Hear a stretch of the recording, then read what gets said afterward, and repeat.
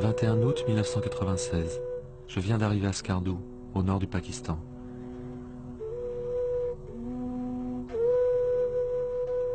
Skardou, c'est le point de départ pour toutes les expéditions qui viennent se mesurer aux parois les plus gigantesques de l'ouest de l'Himalaya.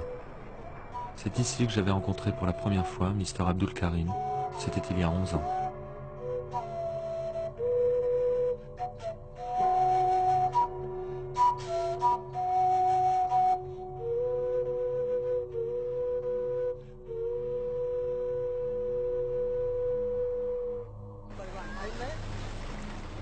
À l'époque, j'avais quitté Skardou pour filmer une expédition française et ses 340 porteurs baltis. 200 km de marche sur un terrain difficile pour acheminer près de 9 tonnes d'équipements et de vivres au pied du Gasherbrum II, un des 14 géants de l'Himalaya. Arrivé au pied de la montagne, 7 baltis parmi les plus résistants avaient été choisis pour effectuer les portages en haute altitude.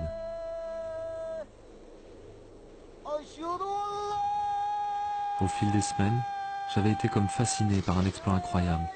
Le plus petit des porteurs, surnommé Little Karim, hissant sur son dos, pas après pas, les 17 kilos d'El Delta de notre chef d'expédition.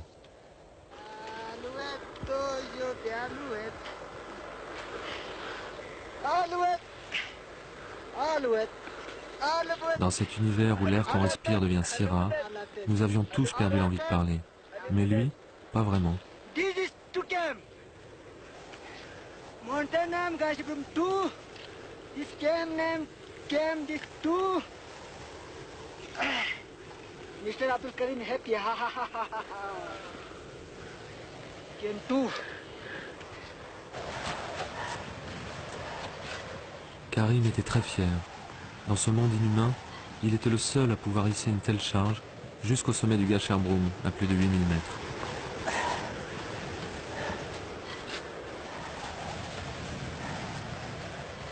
Une grande première anonyme pour Karim, qui allait permettre au Français Jean-Marc Boivin de s'envoler du sommet et d'établir un record tout à fait officiel, celui-là.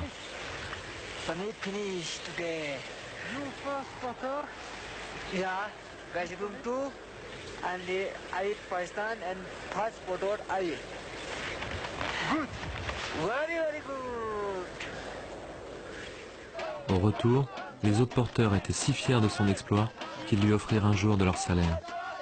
Une façon évidente de nous signifier que Karim était monté là-haut également pour ses frères.